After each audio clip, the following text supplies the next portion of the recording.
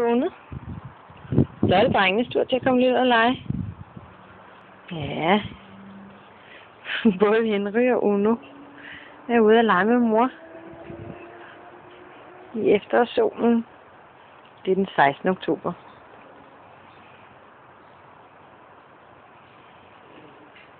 Næste, der ikke er helt tilfreds, det er Deva, vores lille kat, som så leger med Alfa. Jeg gider altså ikke mere, siger hun. Deva skal have killing om 14 dage, så hun er ikke så hurtig og adræt, som hun plejer at være. Philip, fjern lige Joses sko, så de ikke æder dem, og så hjælp Deva lidt. Deva er meget glad for hunden, men det kan blive for meget. Hun væser lidt af dem nu.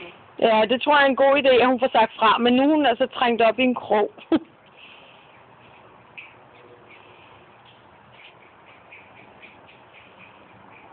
Ej, hvad Flora. Det er ellers ikke meget, de får lov at dige mere. De små.